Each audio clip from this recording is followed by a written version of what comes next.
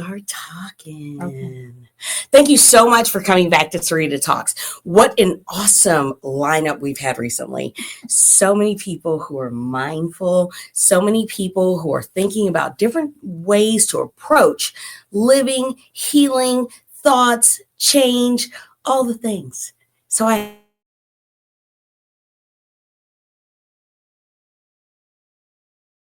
other things.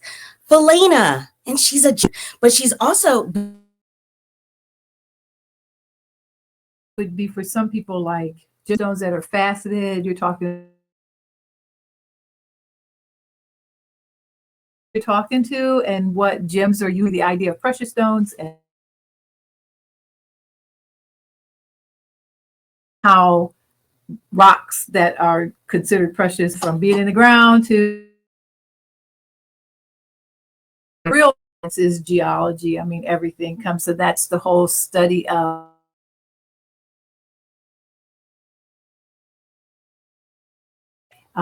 how it formed and what formed when. okay. And people who want, why are diamonds so important, or why is this considered a precious stone when this other is semi-precious and this is just a piece of rock. So you can have it done a couple of different ways. So, Okay. Well, let me just go left because Philana knows I do this. I have always had a deep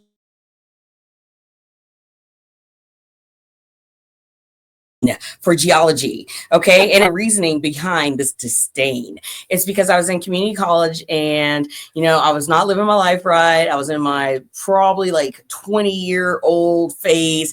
And I was in a geology class and the teacher was like, listen, you're teetering between a D and a C. If you write a really good essay or just write an essay, I will give you the C. So I wrote her this essay, but clearly I just threw it together because I figured like I was in there, and she gave me the D. And ever since I've hated rock formations, especially when I'm driving down the highway and I can see the patterns as they lay, and I know exactly some of them, and I'm mad. I'm mad that I know them now and I didn't get the credit I deserved back in the day.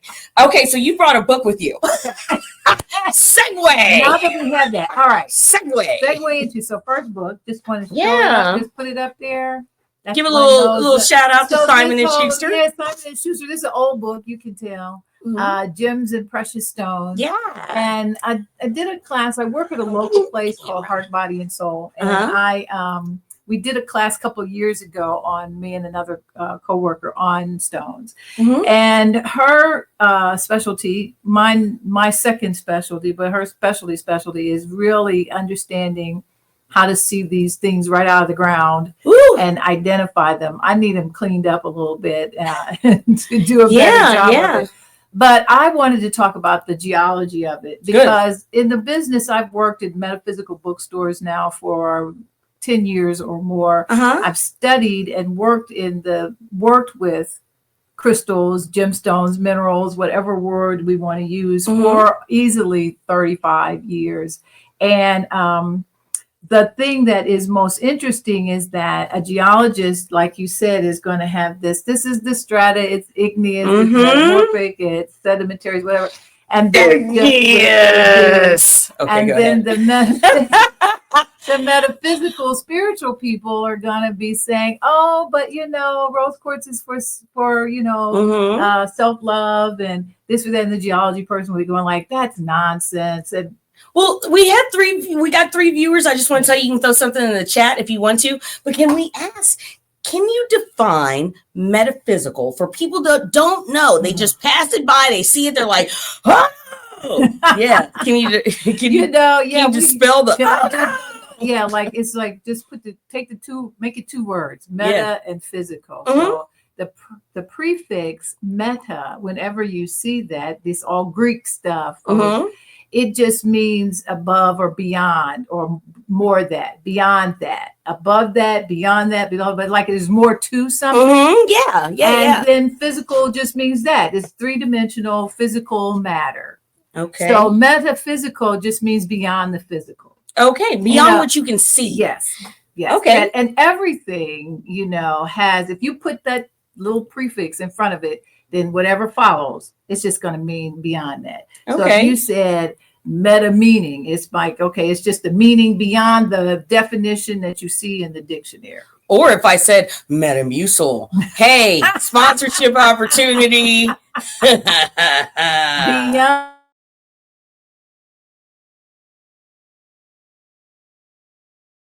that you think you're eating is not enough. You got to do a little more. So in the ways of looking at something that's metaphysical, is saying there is something to the essence of it beyond what you just are observable, testable, like the five senses kind of. Absolutely, absolutely. And a lot of people don't understand that wind.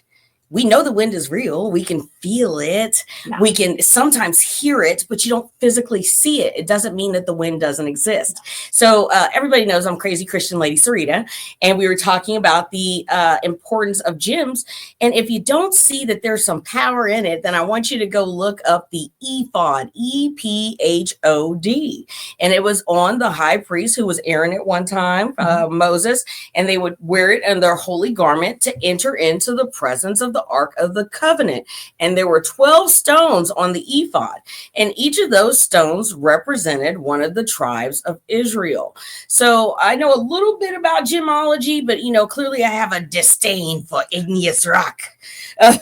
However, I do know that there's so much power and unknown about gems. So you told me earlier you have been into gemology for 30 years. I'm not that old, right? Yeah. True, I know. When did you start? 5, 10? Yeah. Digging in the backyard. Looking for a vein. Yes. So what drew you there? What put you there? Back in the way back, folks, when this wasn't common language, there were people that would travel, vendors, and they'd show up in malls and places like that, and especially Navajo, Native Americans, whoever they might be. I try to stay away from terms as much as possible. And they would show you their jewelry. Of course, everybody knew turquoise and sterling silver and those, but here there were other stones that people who were coming from different spiritual systems, and they were doing their own form of educating. And I just ran across some folks back in the way back. I was probably 35, and I just took an interest. But at that time, that was really, just not acceptable. It was just all fanciful. And people still look at it like they do. They do.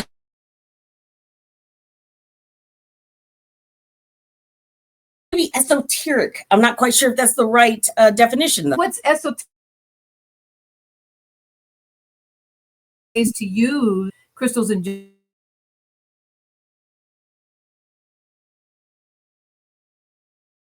are understandable both from a geological point of view and a metaphysical point of view. So, say for instance, what it takes to make a diamond, then what the fact that you have it says that the energy of the diamond and all it took to pressure to make it, if you have that on your person, it's sharing with you all of its story. Well, I'm a diamond. I'm a diamond because clearly, can't you see? Did you doubt it for a minute? No, I'm just kidding. No, it's actually my birthstone. Okay. I love diamonds because they are, first of all, who doesn't love diamonds? Can't you see? Regardless, though, diamonds are created under pressure. You know what I'm saying? And I always said I've been in situations where, I've had a job, and maybe I've moved on from a job, and that person that might have employed me at one time was like, oh, yeah, Sarita. Yeah, she worked for me.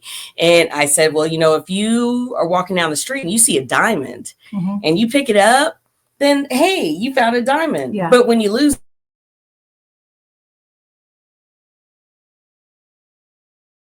make it go. Jewels have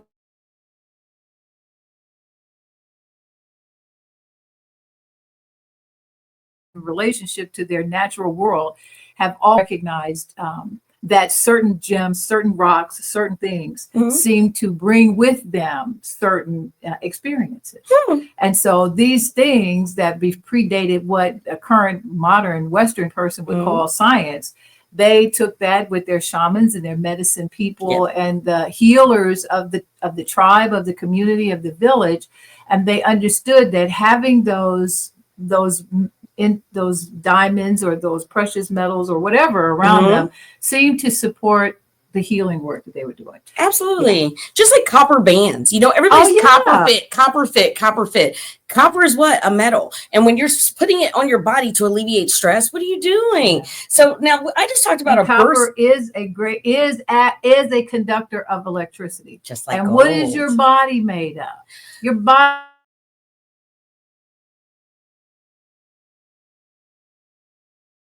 in the electric, the movement of the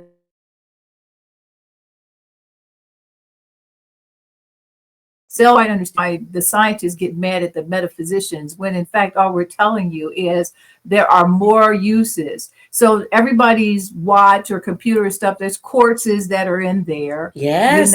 Everything that you use that has any kind of precision and movement of electricity quartz laser. They have to have these gems, these stones, these crystals, these minerals. This is what makes it happen. Just like we're saying, gold, silver, you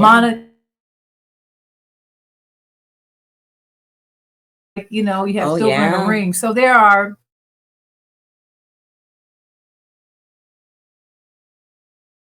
barriers, boundaries, and limits in places, but mostly just controls. If you could heal yourself, then I don't have to pay someone. Absolutely.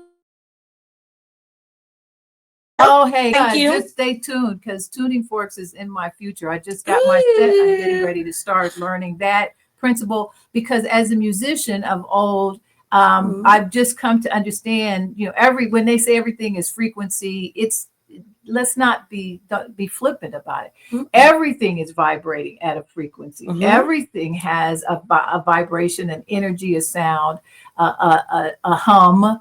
And if we can slow down and allow it, then the space we share on this planet with these gemstones that we were talking a little bit about, then we can stop and go, oh, this seems to help me calm down. This seems to be, and it's not the same stone for everybody. That's the other piece that makes people who want to be difficult, it's not so much for me. It's not so much difficult. I just feel like this. Sometimes people don't want something to work. And the fact that they don't want it to work, I feel like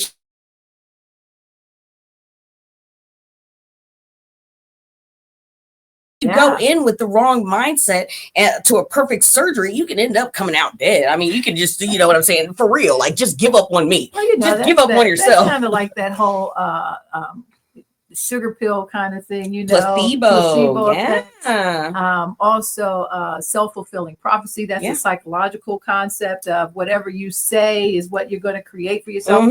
They were teaching that back before many of you were probably, well, some of you I know who know me, that but that's like 1960, 70 basic psychology. So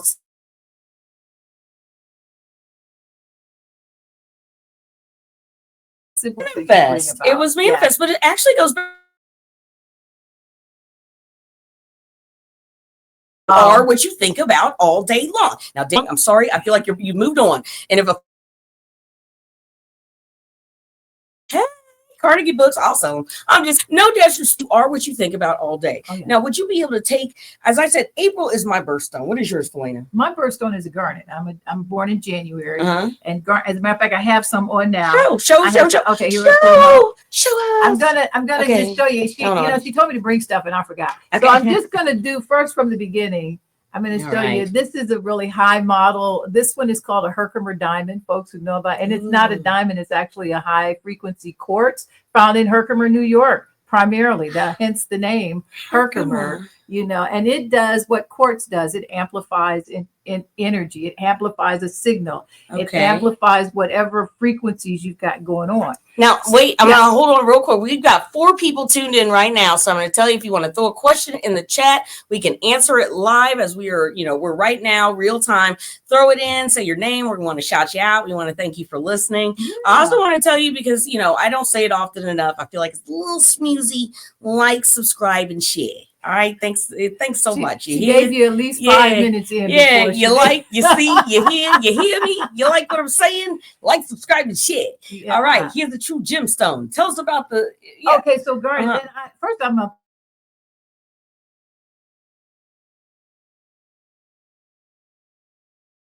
because oh shoot, I forgot because this purchased for my birthday, beautiful garnet.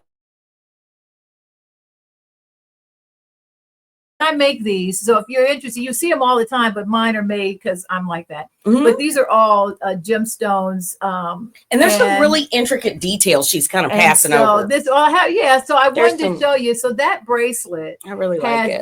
So this is the garnet. It's a deep red one. This other stone is rose quartz. People know that. Yeah, and then it has a little heart on there. That's kind of the giveaway, isn't it? So rose quartz is a stone of self-love. And that's let me do it like QVC, and then you explain it. So that's your self-love stone, rose quartz, and you give that to people when you want to help them feel that's personal feeling about themselves.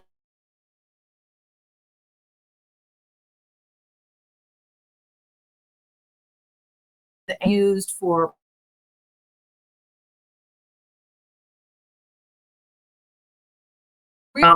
the world's based on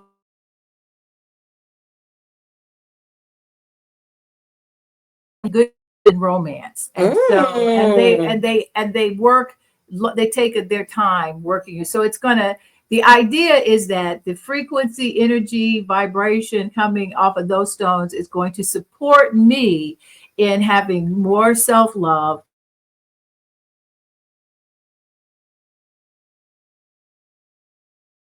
To the possibilities of love and romance, but it is a prosperity stone. Okay, so you can get money in a man with a garnet. Hey, that's what it sounds like. Money in a man. It doesn't cost as much as the diamond. That was terrible. I take that back. I take the tongue back. Yes. So that's that. When you know, and when people, so when you go out and buy stuff, this is kind of what you want to be looking for. I'll let you model that. Oh, thank you, darling. This one, and they, as a matter of fact, shout out to my granddaughter. We both got the same bracelets, and she. So again, we see rose quartz in there, right? But now the other stone is called rhodonite. Ooh, is that the white one? Darker, no, rhodonite is the darker pink. Yes. While the rose quartz is the lighter pink. And the rhodonite is used when people for emotional heartaches, heartbreaks. It's what some people would say the shadow aspect. So like if your heart's been broken or something emotionally shocks you, then the rhodonite has the ability to support you in easing your heart to come back to a more open, gentle, loving space. And it helps you speak about the things that have broken your heart or the things that are weighing heavy on you. I love that. So so that's the reason for that stone. Rhodonite is one of my favorite stones. And of course, you see both have beautiful little heart charms on them. I've never, I don't expect you to be an expert on Catholicism, but I know a lot of them use a rosary. Or do you know anything about the rosary beads? A little bit. Good. Okay, so first I don't want to scare y'all, but those of you who know me, you will understand that the beads, the rosary beads, are functionally similar to like mala beads, which you will find in the Buddhist tradition. Yes. They use the mala beads, of course, with a consistent prayer. I will not butcher it, but you could use any number of prayers. They are done in a certain number of beads. The same with the rosary, certain number of beads that end in say, for instance, if you were Buddhist, it might end in and there may be at a certain point, a Buddha head or a larger bead. I forgot the right name for it. Star, sorry, you told me what it was before. And then the rosary, it's usually the cross or the figure. And that tells you you've reached halfway through if it were my understanding, because I'm not Catholic, if you've reached the halfway point of the prayer cycle of what your petition or your intercessory prayer or whatever every religious system has a process, right? And so with those beads, that's to aid your prayer process. Absolutely. And honestly, I learned what I learned about rosary folk medicine of the Holy Mother of Death. So that's a really nice book. Okay, well, very nice. I didn't know that she wrote books. See, the people who follow her. So people don't, when you want to, first of all, and if there's anything I could say that's like a personal conversation, that it gets really difficult, but people want to blend what is religious with what is spiritual.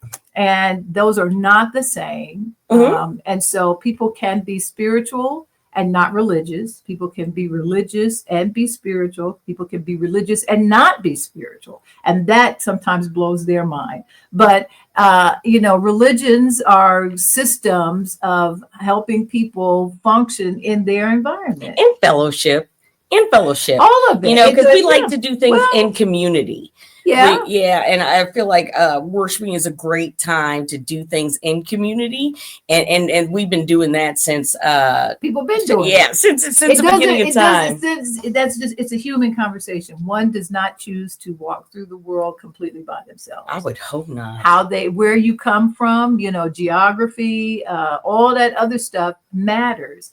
And so if you're going to be stuck in if you have a system that is guiding your life, my request from anyone is that you allow that to be your guiding light, but let's not impose that guiding light on another person, because that's not fair. They have as much ability to create their own come from. And it's just the same thing that we're going to go back right quick. Okay, go back. I told Serena, I had that. I said I was writing stuff about the stones in the Bible. Oh, yeah. One day the next time we'll talk about the New Jerusalem and the walls of the 12. Yeah, well, I know.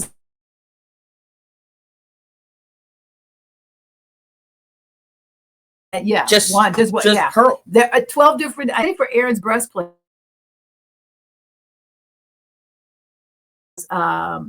sardonyx and topaz, and don't quite know, and carbuncle, which I haven't quite figured out what that is. In the second row is emerald, a sapphire, and diamond. And this is Aaron's breastplate. Yeah. And then the third one was jacinth. We're still deciphering that one. Agates and amethyst. Everybody knows what that is. And the fourth row are beryls, onyx, and jaspers. And then there's gold filigree all around it. These are the 12 stones of the breastplate of Aaron. So for people who are in the Old Testament, so when folks want to go like, that's just not biblical, that's not true. Then why those stones? And if you start to decipher what those stones meant, then you can begin to what was the stone for each tribe, as you said, and then what did that signify, or I make it identifiable with what tribe. All of the symbols and messages throughout all of the centuries of human thought and feeling are more available to us now than they ever were. And I think sometimes that's making it difficult for people because they have so much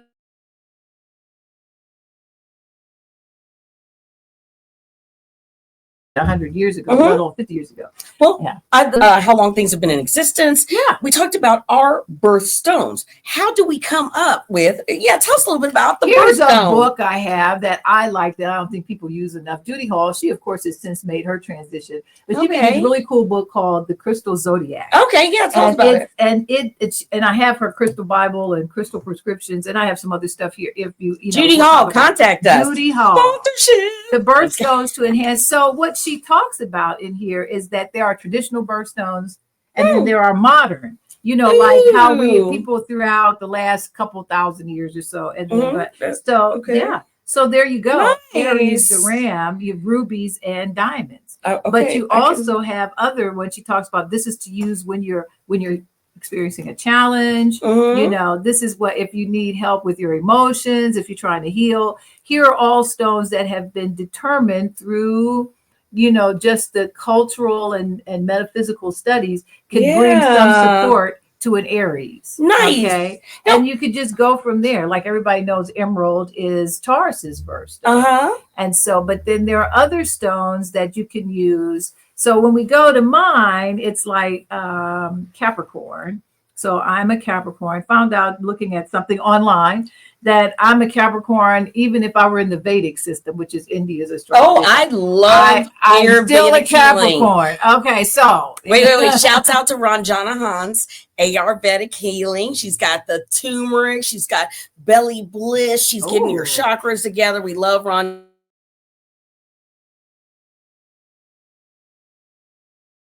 Ayurvedic. Get your ashwagandha and your turmeric, please. Thank you.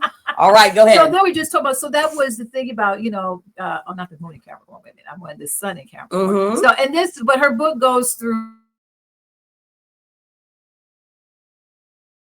technology that people don't always talk about. But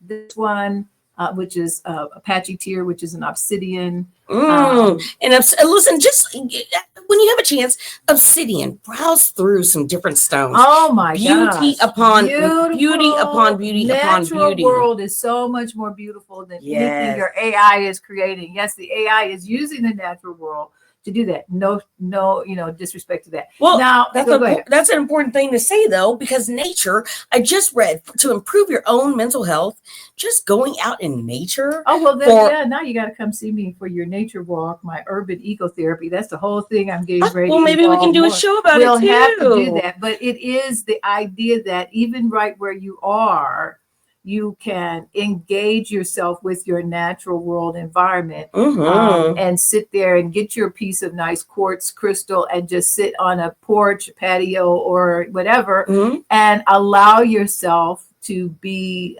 surrounded by the natural world. And take off those shoes and put your feet on the dirt. Your shoes off and ground. We are, like she told us, we're electrical, okay? Yes. So when you put your feet onto that ground, they're calling it earthing, they're calling it grounding, they're calling it whatever they want. They're calling it that when we were barefoot running around, that's how we were healing each other. We were out in the sun. That's what was healing us. So there's a lot of things, and it has nothing to do with, this stuff we just instantly discount it because we don't know where it comes from. Do it.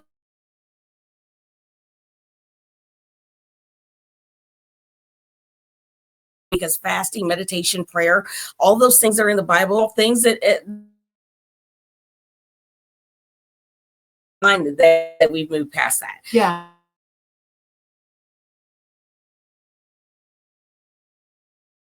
Of animal sacrifice. It's not that deep, honey. It's not okay. We're not eating the dogs.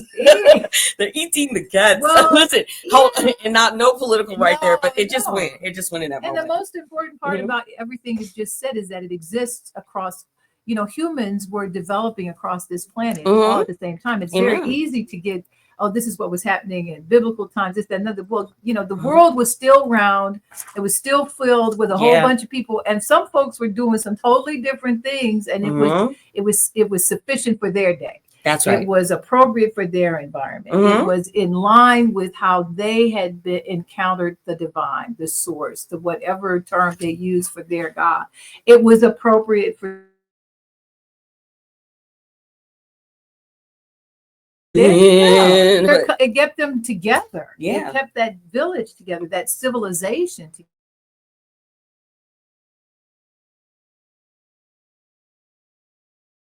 Believing in something bigger than yourself. And you know what? Dogon tribe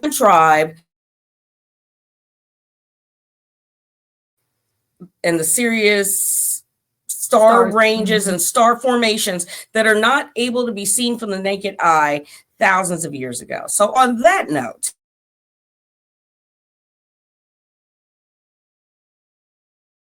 it's just been a while. It's been a long time. So I want to definitely have you come back so we can talk about nature hikes and all of that. Yeah, we'll do that. But I want to hear more about just wrap us up on. So here's first. A couple Wait.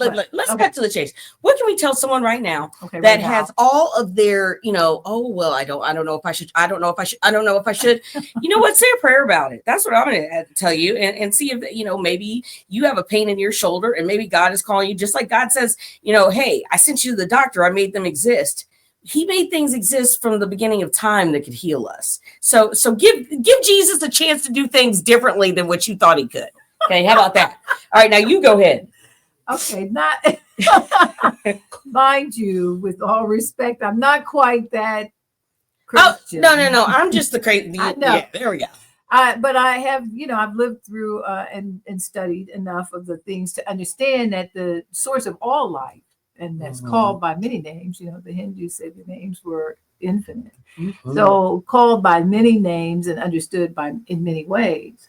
And being able to connect yourself to creation however that works. So for some people, it is to use crystals and Mm-hmm. gritting. You can do a simple thing like go to a local store. Of course, I'm gonna have to say, I work at Heart, Body, and Soul here in Columbia, but there are stores everywhere. I worked at another really beautiful place called House of Ravenwood. That's in Yellow Springs, Ohio. Anybody know Love Dave it. I love Chappelle? it. That's where he's at. And in those places, you can get simple things like get 4 pieces of nice size quartz and put them in the 4 corners of your room and put yourself in the center of the room and just do a small meditation. Put something Yeah. on. Use YouTube for as many ways as you can. Get an easy meditation on YouTube. And Yes. that way you can begin to calm yourself. If you need to put some headphones on so that you cannot hear, because some people have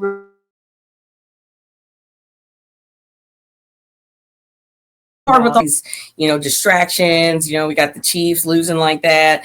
Pat stuck his bottom lip up. I was like, oh no. Andy Reid looked like he was about to cry. He was like, oh, help us. The whole team was like, ugh. You know what I'm saying? Like, things are hard. Okay, life is hard. They needed some stones in their pockets. Let me tell you that, yes.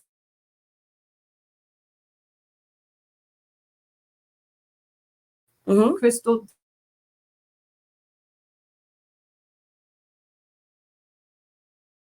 Having a hard time sleeping, there are some stones that you can put to kind of help calm down, because even though you are asleep, so what frequencies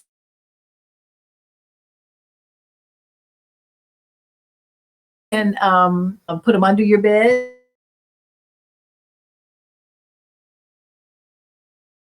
Here's one more thing I wanted to say. This is another book's been around.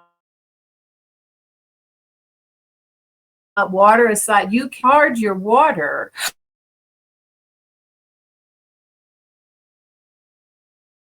Just like Professor Emoto and the whole life, the secret, like water, like the secret life of.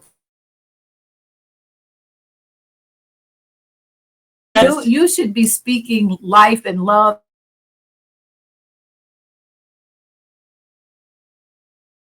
Your water. Okay, I'm gonna tell you this right now. Okay, and little water charging. Right before this lady, Lisa Suter, and help Lisa. Lisa's trying to get released. Lisa's been there over 30 years. So clearly, at that time, I'd been there probably a decade. So I had a lot of time on my hands too. No judgment. She heard that you could talk to water and make water either positive or negative. So she was always talking good to this water. Okay. So talking good to the water in her pitcher. Well, her roommates were like, that's not even work. So one day they talked bad to her water all day long while she was gone. So she came in and took the water, or tasted the water. She said, someone's been mean to my water. She could tell. Okay. Wow. I swear. That's awesome. This was a straight I've never heard that again, but people were talking bad to Lisa Suter's water and she could tell. And she could because yes. So everything does have an energy off of it. I just had to stop you. Now, how can we find you, Philana, for these pieces that you're making? Please tell us how to find you. Are you on Instagram?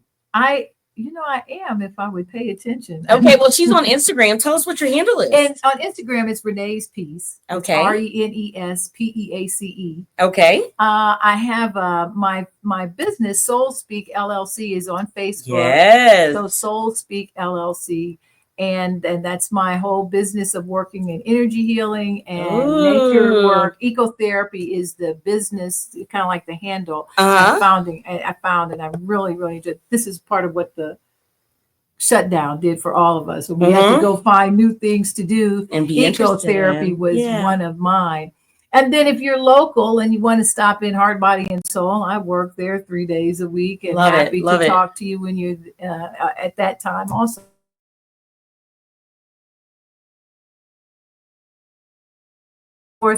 I'm not as high energy, and getting focused on providing support for people who are interested in creating the best life they want for themselves. Absolutely. And using what I call melanated metaphysics. So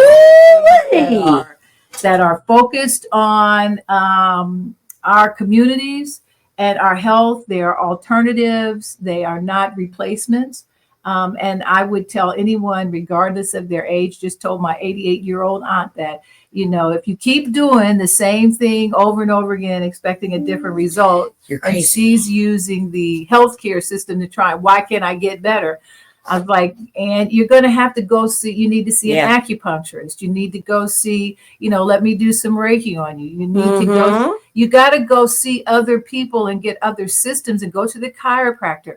And each one of those, massage therapy, they all work together. It all, because our body is so complex in its simplicity. It needs a little bit of all of that. So complex in its simplicity. Yeah, it is. Get a therapist, get everybody, get whoever your spirit, and you will be led to that. Amen. Yeah, amen. Listen, throw that crazy Christian in there. Amen. Amen.